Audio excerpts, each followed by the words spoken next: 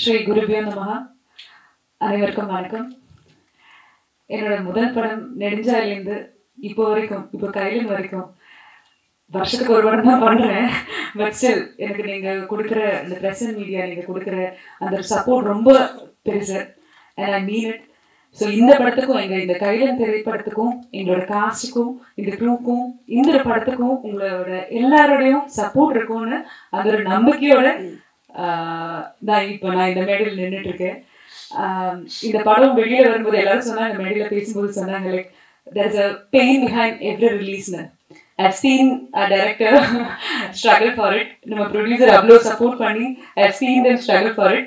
So இந்த ஒரு struggle, இதோட பெயின் அதோட ரிலீஸ் ஆகும்போது அது மிகப்பெரிய வெற்றியாக இருக்கும்னு நம்புறேன். ஸோ ஆஸ் யூஷுவல் தான் கேட்குறவங்க கிட்ட ஒரு ரிக்வெஸ்ட் தான் இருக்கு, இந்த படத்துக்கும் எங்களோட இந்த டீமுக்கும் உங்களோட சப்போர்ட் கண்டிப்பாக தேவை.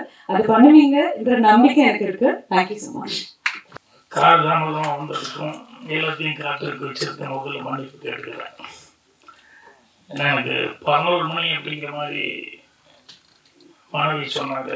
சரி 11னா ஒரு 10-15 நிமிஷம் ஒன்று ஆகும் அப்படின்னு நினச்சிட்டு தான் புறப்பட்டு இங்கே வந்ததுக்கப்புறம் தான் தெரிஞ்சேன். 10 மணிலேருந்தே வெயிட் பண்ணிட்டு இருக்கேன் சார் அப்படின்னாரு.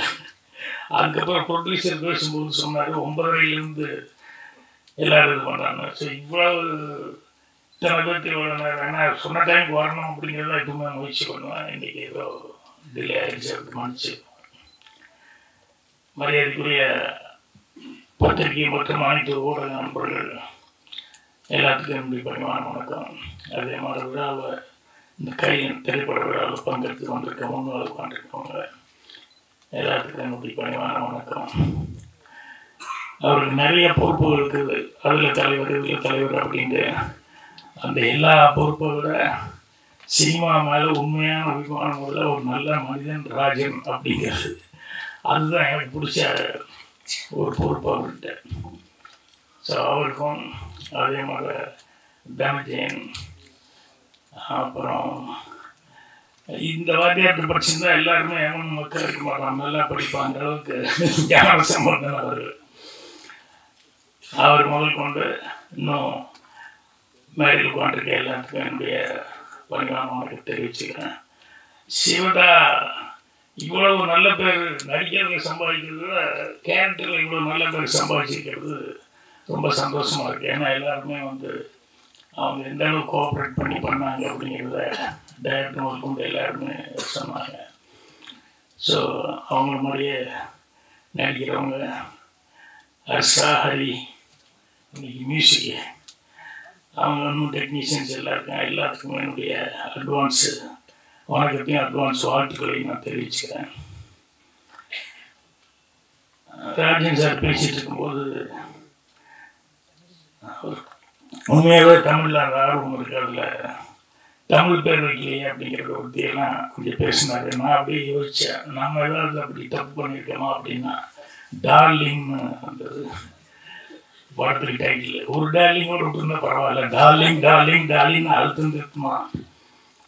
அது மட்டும் இல்லாமல் அதுக்கப்புறம் டாடி டாடின்னு பாட்டு வேறு, தமிழ் படத்தில் டாடி டாடின்னு பாட்டு, அதில் ஹிந்தியும் பேட்டா பேட்டா மேரா பேட்டான்ட்டு இப்படி எல்லாம் என்னென்னா சினிமா ஜனரஞ்சகமாக இருக்கிறதுனால ஜனங்களுக்கு பிடித்தமானதாக செய்வோம் அப்படின்னு சொன்ன ஒழிய மற்றபடி தமிழுக்கு மறுப்பா வேறு ஏதாவது செய்கிறோம் அப்படிங்கிறதால. ஏன்னா தமிழ் தான் சோறு போட்டிருக்கு.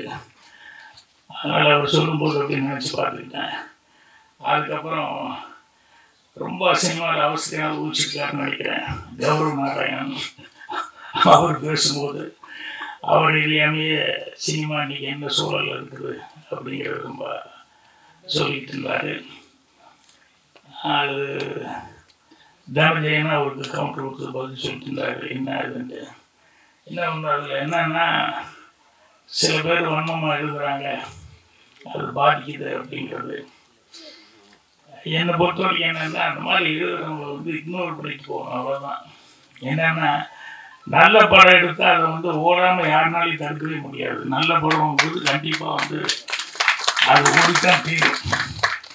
இப்போ ஒன்றும் இல்லை, ஒரு ஞானசம்பந்தன் சார் பேசும்போது அந்த டூரிஸ்ட் ஃபேமிலியை பற்றி சொல்லிட்டு இருந்தார்.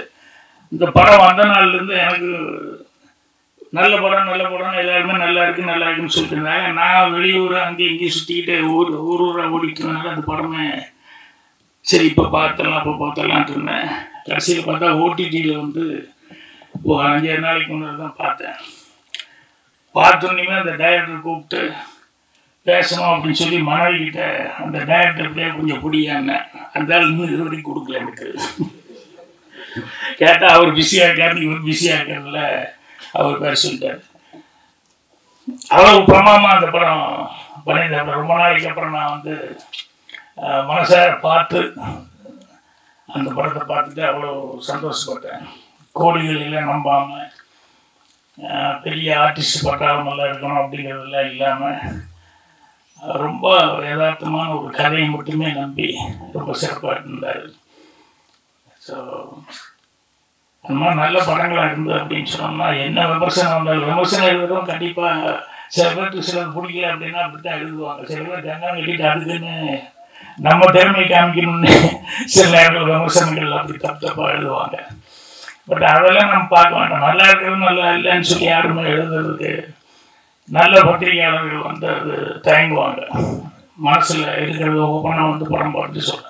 அதில் தான் நிறைய படங்கள் சின்ன படங்களுக்கு அவங்க சொல்லிட்டு இருந்த படங்கள் எல்லாமே ஓடிட்டு இருக்கு.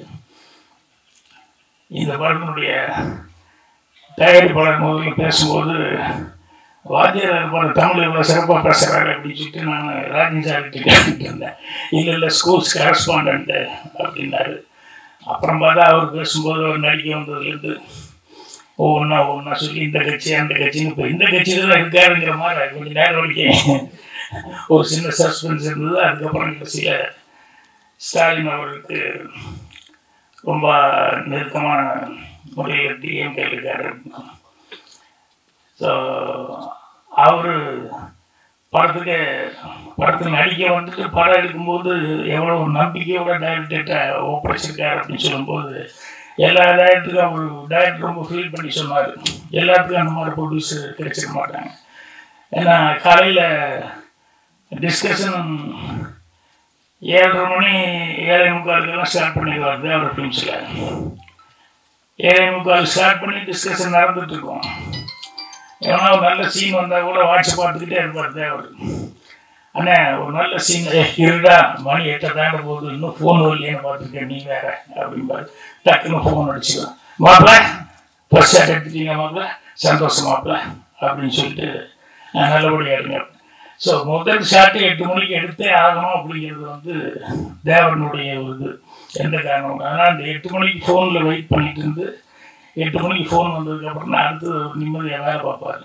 ஸோ அந்த மாதிரி ஒரு ப்ரொடியூசரு. ஆனால் என்ன அவரை பொறுத்த வரைக்கும் இந்த ஒன்மேன் ஆர்மி மாதிரி ஒன்மேன் ஷோவாகவே இருந்துட்டு போயிட்டார். அப்படியே ஃபேமிலியில் இருக்கிறவங்கள வந்து இந்த சினிமாக்குள்ளே விடாம விட்டார். அதனால் அவ்வளோ பெரிய கம்பெனி வந்து பின்னால் வரும்போது பேர் சொல்கிற அளவுக்கு எல்லாம் போச்சுங்கிறது ரொம்ப வருத்தமாக இருந்தது. அந்த படம் தமிழ் இன்னொரு தடவை முதலிருந்து படிக்கும் போது எனக்கு இந்த கையிலேருந்து பேர் கேட்டது என்ன நிறைய படங்களுக்கு தெரிய டைட்டில் வைக்கிற டைட்டில்லாம் பார்த்தா எங்கே தேடி எடுத்தாலும் சங்க காலத்தில் தேடி எடுத்தோம் அதில் எடுத்தோம் இதில் எடுத்தோம்னு சொல்லிட்டு ரொம்ப கஷ்டப்பட்டு தேடி எடுத்துருக்காங்க. அப்புறம் அன்றைக்கே ஒரு தடவை கேட்டுக்கிட்ட கையில் என்ன மீனிங் அப்படின்னு சொல்லிட்டு கவலை இல்லாத மனிதன் அப்படின்ட்டு இன்னும் நேர்மையானவன் அப்படிங்கிற மாதிரி நிறையா சொன்னாங்க. ஸோ எல்லோரும் இந்த படத்தில் பேசினவங்க எல்லோரும் எவ்வளோ கஷ்டப்பட்டுருக்கோம் இந்த படத்துக்காக எவ்வளோ உழைச்சிருக்கோம் அப்படிங்கிறத அவங்க பேசுனதில் வந்து புரிஞ்சுக்கிட்டேன். அதனால் மீண்டும் ஒரு முறைகள் நடித்தவங்க டெக்னீஷியன்ஸ் எல்லாத்துக்குமே அட்வான்ஸு வாழ்த்துக்களை வந்து தெரிவிச்சுக்கிறேன். நான் எனக்கு டெய்லர் அனுப்பிச்சுட்டாரு நீங்கள் வர்றதுக்கு லேட் ஆகுதுன்னு சொல்லி வர்ற வழியில் பாட்டு வந்துருங்கன்னு.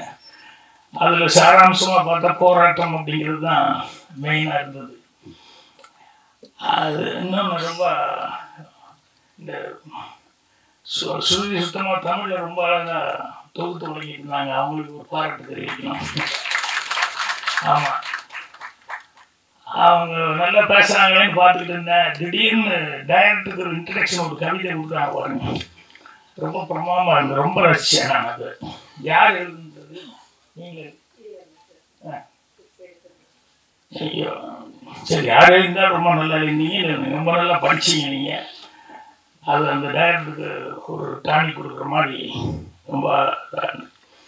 ஸோ போராட்டம் அப்படிங்கிறது வந்து அதுதான் மெயின் அப்படிங்கிறது புரிஞ்சுக்கிட்டேன். போராட்டம் இல்லாமல் வாழ்க்கை இல்லை. அது போராட்டம்னு சொன்னோடனே என் குருநாதர்லேருந்து ஸ்டார்ட் பண்ணிட்டாங்க. டைரக்டர் ஃபஸ்ட்டு படம் 16 வயதில் அவர் இந்த மயிலுன்னு ஒரு கதையை வச்சுட்டு ரொம்ப நாள் அவர் சுத்தாத கம்பெனியில் போகாத இடம் இல்லை. என்எஃப்டிசிலேருந்து எல்லா இடத்துக்கும் எவ்வளோ போராட்டம் பண்ண முடியுமோ அவ்வளோ தூரம் போராடிக்கிட்டே இருந்தார் அந்த மயில் கதையை. அது கடைசியில் வந்து பொள்ளாச்சியிலேருந்து ஒரு தேங்காய் வியாபாரி ராஜ்கிரண் சார் அப்படின்னு சொல்லி அவர் வந்து தான் அவருக்கு வந்து விடிவு வேலை வந்தது.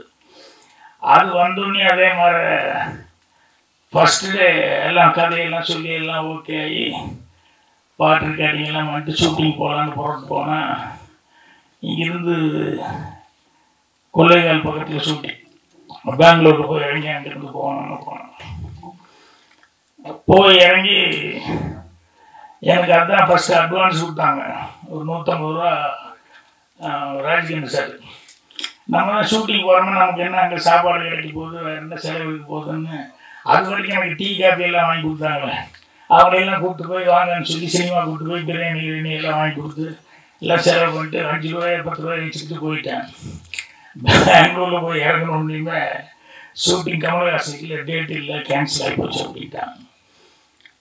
கேன்சல்னு சொன்னோன்னே அது 5 ரூபா தான் வச்சுருக்கோம், என்ன பண்ண போகிறோம், ஊருக்கு போய் மெட்ராஸுக்கு போய் அப்படின்ட்டு. அதோட எனக்கு புரியுது என்னென்னா ஃபஸ்ட்டு படம் எங்கள் டைரக்ட் பண்ணுறாரு.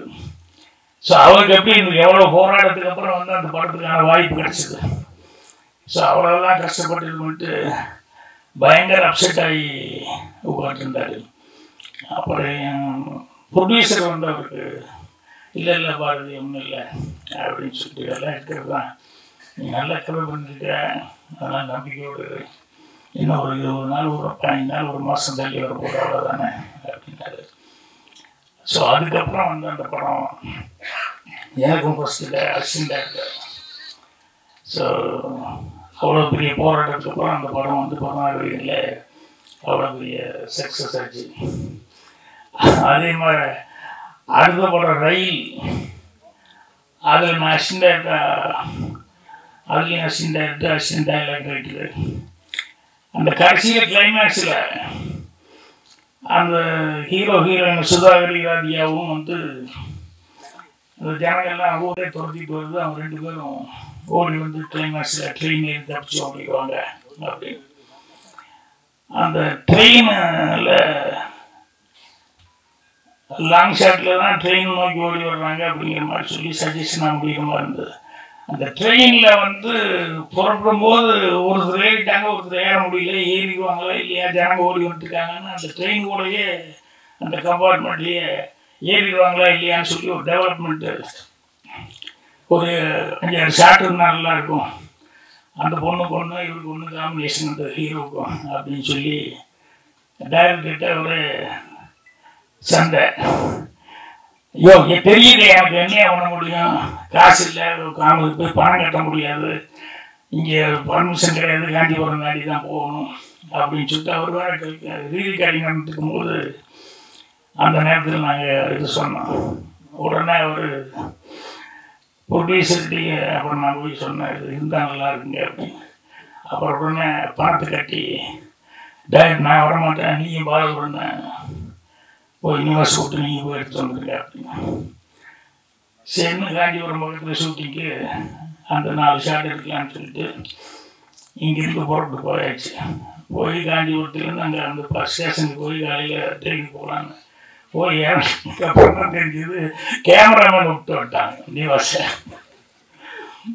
கேமராமேனே இல்லாமல் வந்தோடனே அப்புறம் பார்த்தா கேமராமேனு மெல்ல ஆஃபீஸுக்கு போயிருக்காரு. என்ன இங்கே இருக்கிற நிவாஸ் இங்கே வந்துருக்காங்க, வாட் அப்படின்னு இருக்காரு. ஷூட்டிங் போகலையான்னு அவங்க கேட்டிருக்காங்க. அப்புறம் தான் டைரக்டருக்கு எல்லாம் தெரிஞ்சிருக்கேன். அப்புறம் நாங்கள் ஃபோன் பண்ணப்போ இந்த மாதிரி சரி வந்துட்டீங்க, அவர் அசிஸ்டன்ட் நிவாஸ் இருக்கார், அவரை வச்சு கேட்டுக்கோங்க அப்படின்னு சொல்லி சொன்னோடனே பாலகுடன் மெல்ல சொன்னார், இது பாரு பாக்கியம், எனக்கு அடுத்த படம் டைரக்ஷன் சான்ஸ் கொடுக்குறேன்னு சொல்லியிருக்காரு ராஜ்கிரண். நிவாஸ் வரல, இந்த அசிஸ்டண்ட்டு. இவனை வச்சு எடுத்து ஏதாவது தப்பு வந்துச்சுன்னா எனக்கு டைரக்ஷன் சான்ஸே போயிடும். நான் போய் சாம்போர்டுக்கு வெளியே நிற்கிற ரயில்வே ஸ்டேஷனுக்கு வெளியே, நீயாச்சு நிவாஸ் ஆச்சு, நீங்கள் எப்படியாவது எடுத்துகிட்டு வாங்க அப்படின்னு சொல்லிட்டு அவர் ஓடிட்டார். அப்புறம் நிவாஸ்கிட்ட எப்படியாவது நம்ம எடுத்துகிட்டு போவோம் வந்தாச்சு அப்படின்னு சொல்லி நான் ஒரு தைரியமாக, அதுதான் 2வது படம், கர்நாடகத்தில் முடிஞ்சு 2வது படம்.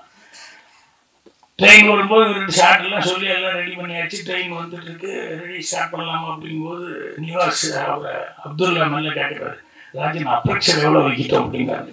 போட்டாங்க அப்படின்னு எனக்கு நல்லா பயங்கர கோபம் வந்துச்சு. நானே புதுசு அசிஸ்டண்ட் ஆகிட்டு கேமரா பற்றி எனக்கு என்ன அதை எங்கிட்ட போய் அப்ரேக்ஷனை பற்றி வைக்கிறது எஸ்டடி அப்படின்னு சொல்லி.